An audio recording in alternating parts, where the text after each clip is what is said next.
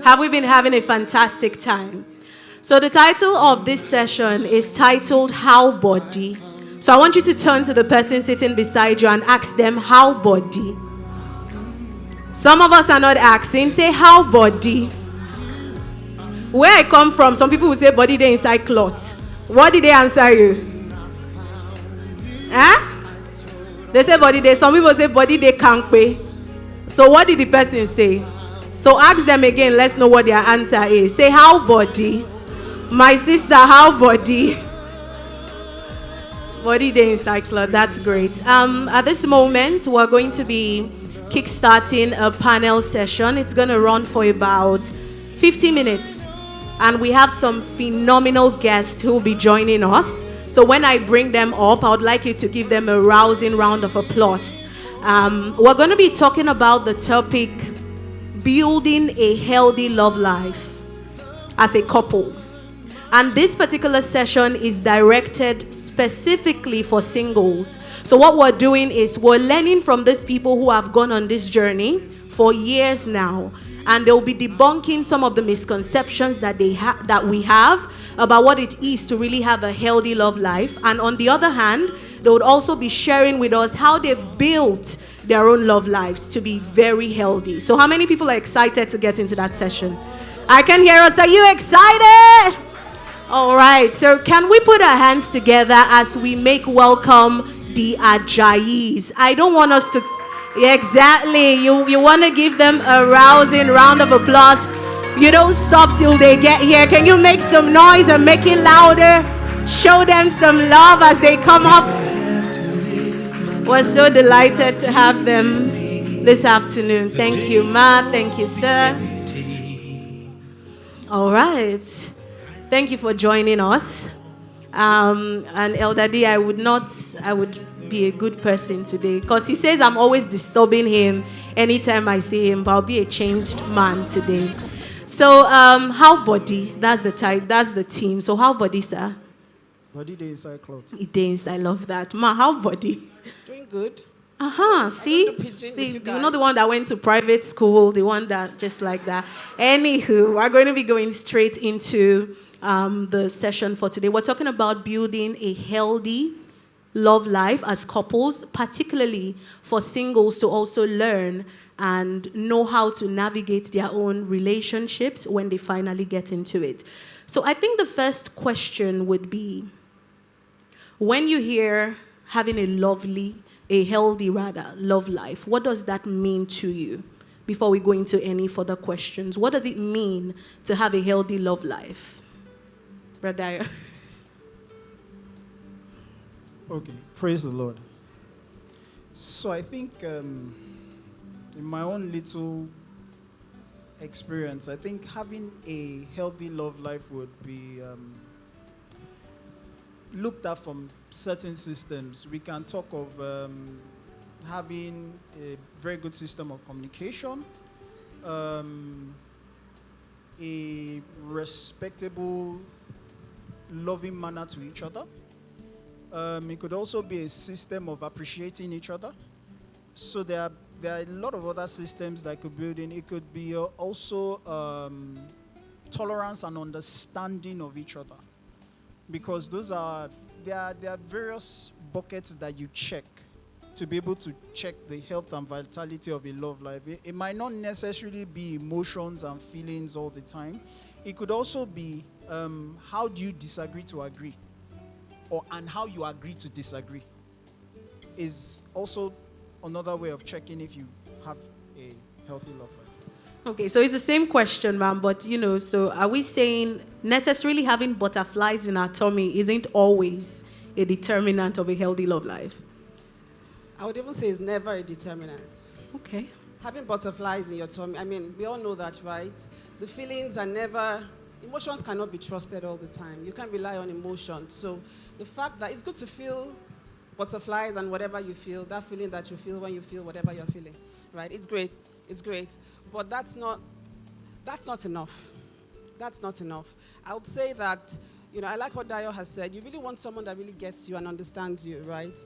But one thing I'd say, or maybe two things. One is trust. I feel like trust is the foundation of a lot of relationships and marriage.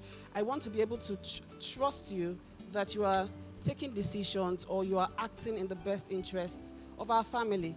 Not just in your best interest, but in my best interest and the best interest of our family. So I think trust is key. And then maybe how you also address conflicts. Now, you have a friend. If you have a very good friend, you know that in every friendship, you will certainly disagree. You can't have two people who come from different backgrounds and it will all just be, smooth sail. You will have conflicts. So how do you resolve conflicts when they arise? So the butterflies might not be enough. It's great, but yeah, you can also add other things. You might have all the feelings, but they might just be suppressing some deeper things that you need. The fact that you feel butterflies doesn't mean you really trust your partner and all of that. So those are the two things I'll add. Trust is key. Having a method of addressing and resolving conflicts that may arise is also very important, in addition to all the things that Dayo had mentioned. I'm going to give them a round of applause. And no shade to the ladies. We're the ones who feel the butterflies in our tummies, right? Am I wrong? Do we feel butterflies in our tummy too? We what? Guys feel butterflies? Wow. Guys feel it. I didn't know. This is my first time. Guys crying at marriage. Crying? I've seen a few. Okay. So we're moving on now. Before we get deeper into those questions, we're going to be talking about some misconceptions about a healthy love life. And I'm going to share a story, right? So where I work, we had this beautiful lady and guy who got engaged. Like, he proposed, she agreed, And then a problem started. And what was the problem? The lady said that the guy did not show her off on social media. Like, you've proposed to me, but you didn't post me. That's, we're now a thing. And he's like, but I've told my mother, I've told my sister, I've told the people that matter to me. And she's like, no. And, there probably would be other underlying issues, but they actually have split up now. So when he told me, I was surprised, I could not comprehend. And that's why it's important to actually dwell on this. So when we say misconceptions, we're talking about things that people think are what really makes a healthy love life, but they're not. And there are some of them, like this one, not showing me off on social media. Some people will say, if you don't call me every 3 hours, do you really love me? Do you? So what do you think about that? And I would like to start from Madam. Yeah. Some misconceptions that we just need to get out of our mind and reframe. Thank you. Thanks for that story. It's helpful. Well, I'll say that sometimes we have some expectations. Some could be unhealthy about what we expect or what we want our partner to do for us. Sometimes it's fueled by maybe what we hear. Again, the inlets to our mind, what you're seeing. So what you see on Instagram and all over the place, what you hear could also be from your own experiences, right? My father gave not my own story, but if you have someone whose father gave the mother a rose every morning, I might be expecting that, right? So again, we have all of these expectations, some from just all around us. And then what you find is that in your home, you go home and your spouse is completely different, right? And you realize that perhaps he's not meeting my expectation and all of that. It could happen either way. It could be you just expect things to happen the way they do in traditional families. So I don't know if it's a misconception, but again, it's maybe my own example. So getting married, I just thought that one of the things I did not look forward to, I just thought maybe, will I be cooking for the rest of my life, like every day forever? I'm not a fan I really don't like to cook. And I just thought, you mean I'll have to cook every day and all the time? But whatever, just take it one step at a time. And so imagine I married someone who also had that expectation, right? You expect that your wife is, the person cooking all the meals we eat in this family. And then pregnancy happens. And then your wife is like me that cannot even lift a finger in pregnancy. So what do you do? How do you feel in that kind of situation? And then the other thing is that your family life happens in phases. So yes, that was my expectation. And then in pregnancy, I couldn't even have a decent conversation because I just wanted to sleep and be in bed and what else? And just forget about what I was feeling, and just wait for the next day and just be happy that it's a new day, I'm getting closer to the finish line, that kind of thing. That was my experience, really, real experience. It was a shock for us. So maybe one of the best things that happened to us, one of the things, we had a marriage counselor who advised, why not wait a year before you start having children? And we thought, okay, that's great. We didn't have such plans, but okay, it's great. Let's try it out. But it was a great thing for us because it was a good time for us to get to know ourselves a bit more and then for us to bond as a couple. Because when we started from that pregnancy shock, it was a different ball game. So imagine getting into marriage and your wife just gets pregnant and your wife is like me who is sick all through. That would be a shock for a new husband or a new couple. And so, where was I going? So yes, expecting that I'll be cooking. For me, that was really the first thing. I couldn't even lift a finger. I couldn't even stand his smell. Like, don't come near me. I couldn't really stand it. Honestly, perfumes, he said he told me recently that I owe him a perfume from maybe 12 years ago because I trashed the perfume, A lot of things. I really couldn't. So that was my experience, right? So how much more cook? I couldn't even cook. Eating was out of the game. But the good thing is we had a support system. And then the other thing was to realize that perhaps that was a phase. Yes, because again, marriage happens in phases. So sometimes we see things from a myopic point of view. You're looking at other people's great stories on Instagram, online, and you're hoping for that. I like what happened, what DDK said in the keynote. The person you have is the best for you. Okay, so look at your own family lives. Look at your own situation. Decide what is best for you. What happens in every home is different. Maybe I'm the kind of person that isn't easily swayed by what people are doing and saying. I really don't even know half of what's going on around me. So it's easier for me. Other people may not be like that, right? So again, be your own person. Think of what's best for you. Build your own culture. Build your own lives together. I would say, perhaps would help with some of the expectations. Brother, yes. My question would be different. It would be, how do you navigate when the expectations you have are not being met? Okay, so truth be told is, if you don't learn to manage your expectations, it can actually cause a lot of issues for you. All right, so we come from. She's from Delta State, Yoruba by nature. And I remember the time when we were dating, I was like, see my family. My family people are very Yoruba in nature. In fact, there was one experience we had. So my dad was hosting a couple of his friends in the house. And she was serving. My wife is left-handed. All right, so my wife goes in the beauty of her heart to go and serve people. Now she's predominantly, she doesn't know, she'll probably mess up the food. So she's serving with her right. And there and then, she serves one elderly lady. And the lady is just looking so offended that, you serve me with your left. And my mom saw that. Me, I was even far off. I was even trying to how? And my mom saw that. And my mom just laughed and said, man, it's all these people from the other place. They don't understand the culture. Then the lady now calmed down. But to manage those type of expectations, I keep an open mindset. You have to keep an open mindset. You have to evolve. You have to grow together. Remember, she said something about forming your own culture. Sometimes your own culture might not be the best. You have to evolve a new culture. Do you understand? For me personally, I'm not going to be looking at it that left hand, this one, that one, that is disrespect. For some people, it can. Another thing you have to know is, if you cannot deal with it, don't go near it. Don't tell yourself, I will manage. Because if the thing comes back to bite you, you will still be the person that will get offended by it. So if there are some expectations, you can say, can we grow together on this? It's fine. We can grow together on that. That means you can evolve a new way of thinking about it, a new way of appreciating it. But as long as you get to understand that marriage is not a sprint, it's a marathon. My dad and my mom of how many years? 40-something years. At least till he passed on. My dad would still call me, talk to your mother. I'm like, what am I on 40-something years? What do you want me to tell her? They are still evolving. They are still growing.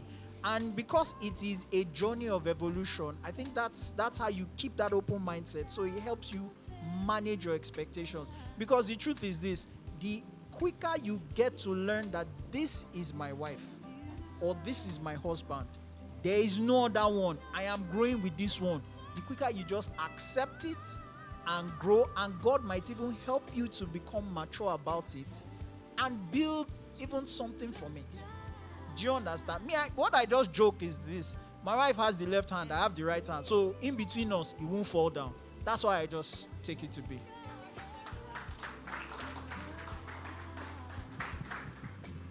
All right, so we're moving on. Are we having a great time so far? Are we learning something? My own notepad is filled here. Open-mindedness and managing your expectations so they don't manage you in turn. We're going to talk about how crucial. Do you think self-awareness is crucial when it comes to building a healthy love life? And when I talk about self-awareness, I'm saying examining where you're coming from and being able to pinpoint the impacts that it could have on where you're going to. So how important is it for individuals who are not yet in marriages or in relationships to be self-aware? Yeah. Okay, so there was something DDK was talking about, that in your singleness, you get to learn more about yourself. If you are blessed to learn more about yourself in your single state, it's fantastic. So you get to understand who you are, why you are, what you are, where you are going to. It helps you because sometimes when you get into marriage, you might be blindsided by something you just feel is just so right. So I'll give you an example. There's this story that tells of a newly married couple that when the lady wants to fry something, she cuts off the head of the thing and cuts off the tail of the thing and she fries. And the husband is always vexing. Why are you doing that? I said, that's how my mother did it.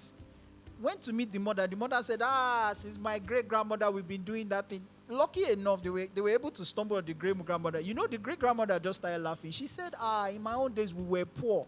So we had a small frying pan. So we cut off the head and the tail so that thing will fit into the frying pan. Now, the rest of them took it as, that's how we are. Do you understand? And they just brought it straight into marriage. And the woman was, no, that is how we do it. But see, these things are things that you sometimes you need to be aware. Because you might not even know that this thing is actually a problem. Some people, like I've spoken to one or two people, and I discovered that, look, some people have childhood trauma that they don't even know that was there. And it only came up when they got married, where they now discover that they are responding in a certain way. And even they don't even know why they are responding. Now, imagine this. You don't even know it's there. Somebody else is taking up the heat. And you can't even explain why you are giving the person the heat on something you don't even know that is there. God help the person. That's the reason why you need love. That's the reason why you need to be able to have understanding so that you don't even blow your own gasket in trying to deal with something that somebody doesn't even know exists. Was that something? And I really love how you talked about trauma and the importance of observing ourselves. Life could be so busy. We're just rushing into the day, getting into the next thing. But do we take time to even study, why am I reacting like this? Why am I shouting? Why am I responding in aggression? Sometimes I call myself back. Maybe, I've had a busy day and I just see that I'm lashing out on people. I'm like, okay, Kemi, calm down. Why are you acting the way you're acting? And what you said is really crucial about really understanding some of the deep-seated traumas that exist. Of course, we cannot unbundle everything right now, but that's an assignment for someone. Go back home and just examine what patterns currently exist in my life. What are the things that I can trace from this, year to the other year, or this relationship to the next relationship, and see how can I get better from here. We're talking more about vulnerability now, and then we'll take some other questions before the house gets to ask their question. How has your spouse, and this is very direct now, it's not a question of how important it is, how has your spouse been able to help create an atmosphere for vulnerability? Because we've seen with research over time that it's important when we're talking about building intimacy, building healthy love lives, vulnerability. So how has your partner aided in creating that atmosphere? And what are certain things that they've done that has also made you just say, you know what, maybe it's better? For men, sometimes men will say, oh, why should I come and complain, or why should I cry to you? You would say, you're a man, you should not be crying. What's the meaning of that? So what are those things that partners can do? And in your cases, has your partner done to aid vulnerability? So I can have a go. Thank you. Vulnerability really has to do with being open to share your deepest thoughts and desires, dreams, secrets, whatever that is. Just really being open as you share what's deep within you. And I would say that maybe I have an advantage, right? Dio's superpower is, what's your superpower? Is he's a good problem solver, right? Dio is the champion of communication in our family. So he's always, we need to communicate about something. He's the one always coming out to say,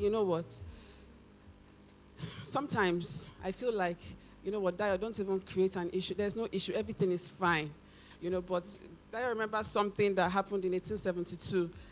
But the good thing is it helps us resolve and address issues. It helps us open up and be more vulnerable. We're private people. I feel like I'm more of a private person. I'm not much of a talker. I like to think things through, not necessarily talk through things. I'm thinking about whatever it is that is happening. So my daughter told me recently that I'm not usually eager to initiate a conversation. And I felt, but you're always talking to me, and her dad was like, yes, that's my experience. That's what I go through all the time. But the point is, the fact that, he's always open to share information and looking for avenues for us to have conversations. It's really in creating time to have conversations. I feel like that's what helps be more vulnerable. And again, vulnerability is reciprocal, right? You're open with me, I'm open with you. You can share with me. It's easier for someone to reciprocate when you are vulnerable as a person. So again, what are some things that you really want to keep from your spouse? You want to keep, what exactly are you keeping or hiding? The other thing is perhaps trust. It's easier to be vulnerable with someone you trust. You know that this information I'm sharing, I once had a friend that I told something to, and I can't remember, maybe I heard it from a third party, and I thought, hey, I only told one person. And to be honest, I could never really share anything with that person again, right? But if I know that my partner is someone I can share something with, and I know it's safe with us, and it will not come up when we're having a conversation or a conflict. It won't come up, it won't be used against me in the court, right? I know that won't happen. It's easier to be vulnerable. So being open, being able to be the kind of person that can be trusted with sensitive information, that someone can trust and share whatever is whatever is deep within them. But it's easier when it's reciprocal. So someone starts, and I can give an example. Well, this one has to do with money, right? When we just got married, there was a time I was out of work for about 3 months. So I wasn't earning any income. And then I don't like to be idle. Like one of the conversations we had before we got married was this whole issue about work. Who will stay at home? Would you stay at home? And it was very clear. Neither of us will stay at home. We're not going to be. We'll work. And so I was out of work for that period of 3 months, and I wasn't finding it funny. So we had gotten married. We didn't have DSTV. I don't watch TV. But that period, I harassed Dio. You have to install the DSTV and different things. But one thing that Dio did that I thought was really good was he'll come home at the end of the month. He will give me all the money he's been paid, right? Aww. So no, honestly, like whatever you want to do, whatever, just don't disturb me, that kind of money, just have it. And I'll determine how we'll spend the money or whatever. But that was really a good way to reciprocate. Well, it was easier for me to reciprocate that because he's not hiding his earnings from me. So, why will I do that, right? Again, so it's easier when you can share whatever it is between the two of you. When everything is shared freely. That's the whole idea of marriage is long-term companionship. It's for the long term. I always tell Dio, when you are 90 and you don't have teeth, you will need me. So you had better start now. What's that look, sir? You're like, no. You had better start now. Anyway, you had better start now. Treat me well, because then you will need me. So it's easier to be vulnerable, and always realize it's long term. You can start from where you are. You can build it. You can work on it. It might be uncomfortable, but it's something you can work on. Can we give them a round of that? Has been so good. I have been soaking in so much. And I have one final question before we take it to the audience. And it's about, having tough conversations. Hard one, like you are messing up here, you're not doing good enough here, or you're falling short here. How do you create a safe space that enables, will I say that enables you have the tough conversation, but how do you do it in a way that the other person doesn't feel offended? Or do you just hold back and say, you know what, I don't want to hurt them. I don't want them to feel bad, so I'm not just going to tell them this thing. Maybe somebody outside will tell them. Is that even love or healthy in the first place? And how do we navigate that situation, having tough conversations? Okay. So when we first got married, I grew up in a family where, as it is hot, as in just drop it like it's hot, clear it, forget about it, we're done, move on, next. Me, I'm trying to get her to like, okay, let's deal with it. She's like, no. So I had to learn, number one, that if I'm gonna, because the truth is we can be gisting, and then I want to bring a tough conversation, and my wife just zones out, say, let's talk about it tomorrow. Or she wants to sleep. So what I actually learned is this. For my wife, there's a time and there's a season. So I needed to understand that if I'm even going to bring up a tough conversation, number one, it's not when she's had a long day. She wants to zero out. That's now I'm here. You see, in the beginning, no, that it won't. What I'm going to do is I will now have two conversations instead of one to have. Do you understand? So I had to also study my wife to now learn that, okay, do you know what? Give her space. Sometimes don't, because you need to study the person you're dealing with when they would take those type of things. Imagine you having an angry spouse, very, very angry, and that's the time you want to put in the thing there. Sometimes someone might look at you and say, you just want to have the last word. Sometimes just free. Just leave it alone. You might even discover that the person might even be the one to come and say, that thing. Sometimes she might come and meet me and say, this thing, I thought it. I said, I didn't know you were thinking about it. So let's have that conversation. And it's even better.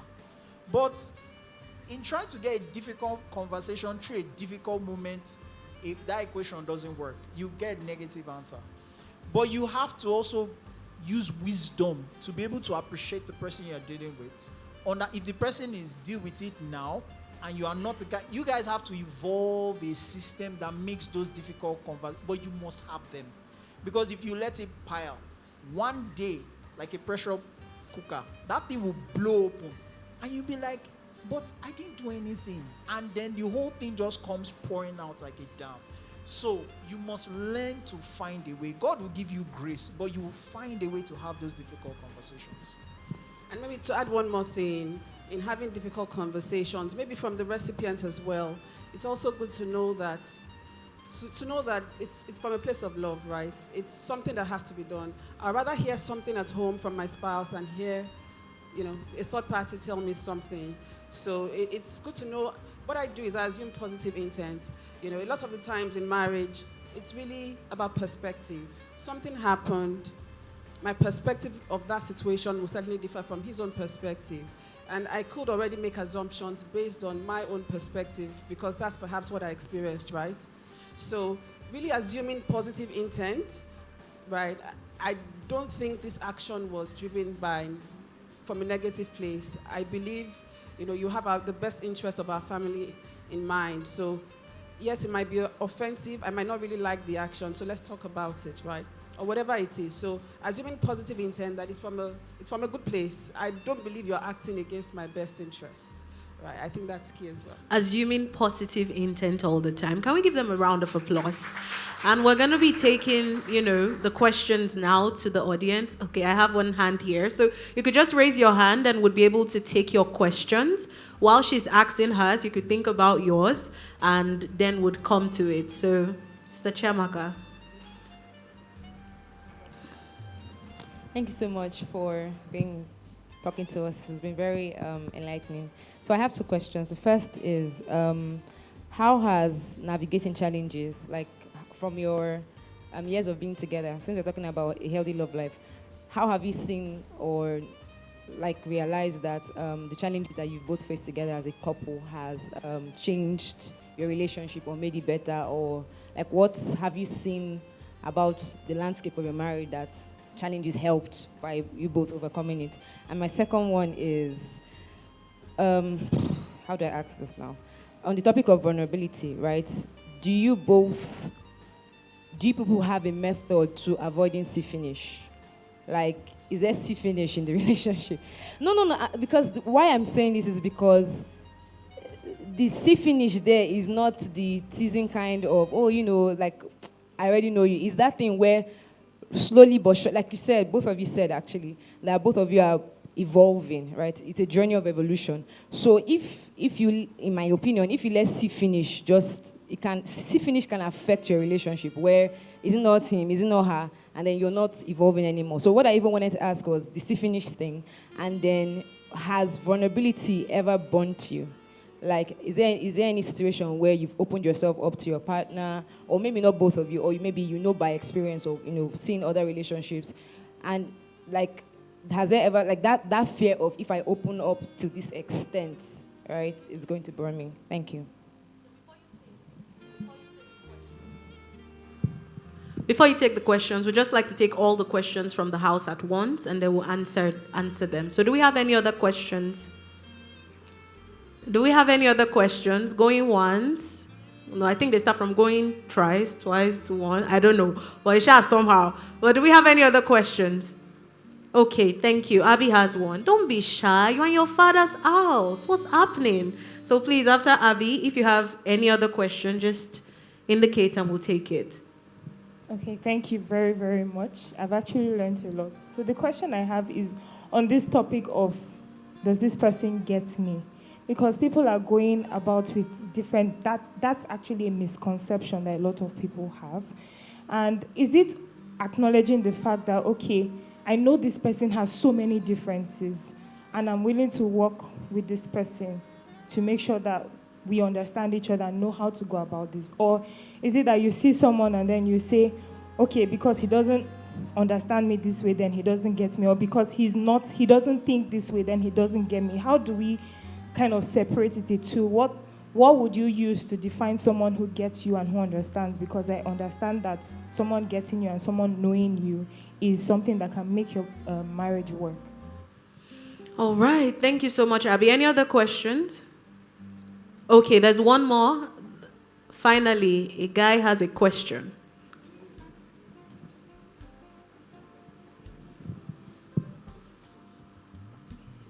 Praise the Lord. Hallelujah. Actually, I don't really have a question. I just want to say something on the question she asked based on the see finish. Can I say something? Go ahead, please. I think there's no see finish. There will be a see finish if there's no see finish if they are one. But there will be a see finish if they are not one. I don't know if you understand what I'm saying. Since both of them are one, there's no see finish. But if they're not together, if they're not doing things like how they are doing things, that's when there will be see finish. Thank you so much. Do we have any other person before we take it back to our guests? All right, I think that is everyone with a question. So we're going to take it from the top, and I'll just do my best to recap the questions. How has navigating challenges helped? Would you say it's made you stronger? Does this saying, what doesn't break you make you stronger? How has navigating challenges helped the healthiness of your love life? Oh, thanks for that question. So, I mentioned earlier that certainly part of measuring the health of your relationship or marriage could be how you address conflicts. So I'll give you a story. And this was when we just got married, right? We started to go to Dio's church after we got married. And his church was somewhere on the mainland. We were living around Ajah at the time. We still live around Ajah. We were living around Ajah. The church was on the mainland. And this particular church had a start time, but not a closing time. So you go to church for 9, you're not really sure when you will get back home. And I don't work that way. I like structure. I like to know that I'm going out. I'll plan to get to church for 9 if I know I'll be done by 12 or whenever the time is. But here you go to church early. You're not sure when you'll be done.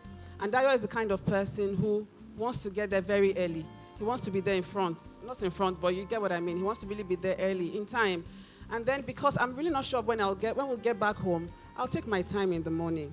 This was really before we even had children. I'll just take my time and, you're remembering, I'll take my time and just mentally prepare for the service. And he'll be frustrated, certainly waiting and all of that. But again, I don't know when I'll be back, so I really need to, I'm not a morning person as well, so I really need to just take time to prepare mentally. So that certainly caused some friction for us. And so what did we decide to do? How did we address that conflict? Okay, you know what, let's find another church. Let's find a place that works for both of us, that will meet whatever needs, that would address this time thing and all of that. And that's how we came to TBC. TBC service then was 8 o'clock, 8 to 10, and we're done, and we loved it. Until things changed. Change for the better. Yeah. Yes, and all of that. But the point is, one key thing about conflict is learning from it, understanding yourselves, and applying that knowledge to subsequent things. Because you're living together, every day it's easy for any small thing to trigger a conflict. Anything can easily trigger a conflict, right? Again, I'm not a morning person. Dayo and I don't come to church together, not because we can't, but over the years, that was one source of conflict for us, because Dayo really wants, and it's great, he wants to be there early, maybe 30 or an hour before. For me, why do I need to be there so early? I just need to get there in time.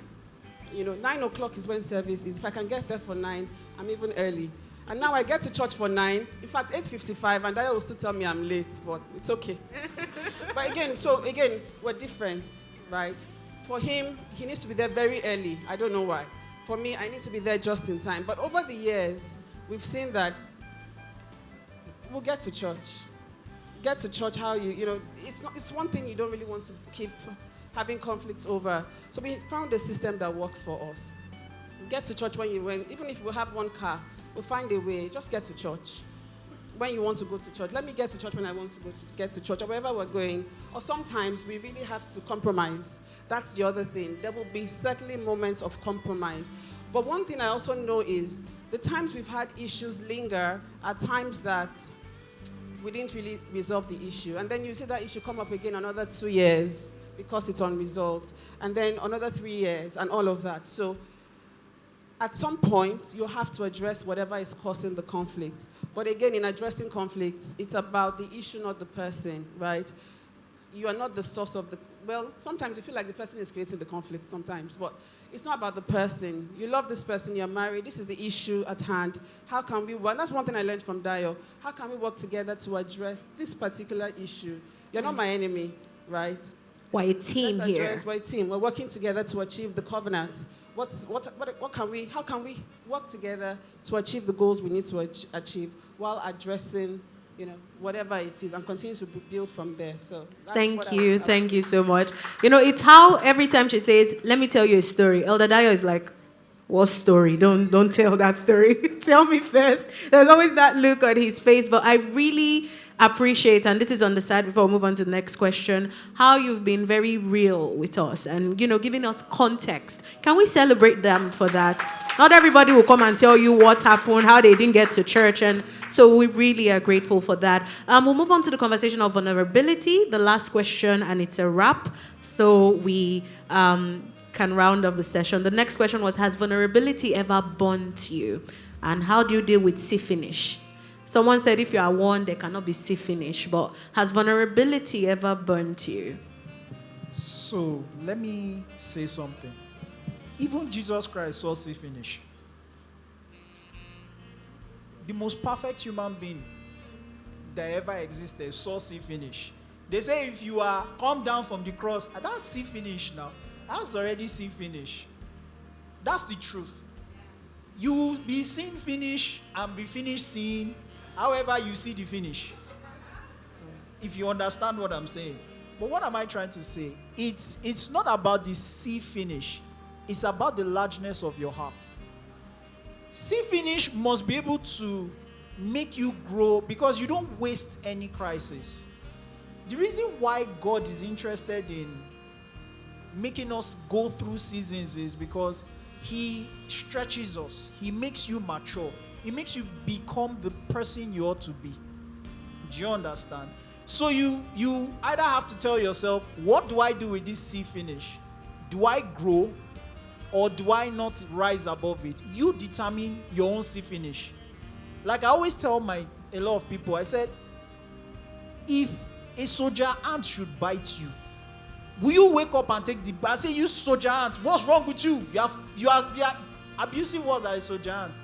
Sometimes you need to look at a problem and say, this C finish, but what is it to you? Is it a soldier ant talking to you, biting you, or is it a normal human being? If you put it in the box of a soldier ant biting you, I've not seen any human being here that will vex that a soldier ant beat the person. If there's one person, please raise up your hand. You know why? You're bigger than that issue. Soldier ant is not your problem in life. So you have to also determine sometimes the C finish that has been said, you just sit down and laugh.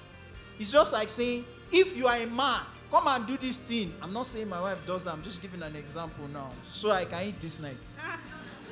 So if you are a man, come and do this thing. You ask yourself, the last time I checked, I slept a man. I woke up a man. It's not a challenge. It's just a statement. Ignore. But some people might just take that as, they don't see me finish. Person say, if I'm a man, let me show that I'm a man. It's like if this is a speaker, make noise. And the speaker is making noise. For me, it doesn't add. Do you understand? It's just like I learned for something my dad would always say. The day a man comes and say, do you know I'm the head of the house? He's not the head of the house. He's not. It is obvious who is the head of the house. For you to say, do you know, already tells me you are not. That's what my dad would tell me. So he said, look, you don't need to argue with those things. Show who you are. And everybody will actually respect that and deal with that. So, see finish.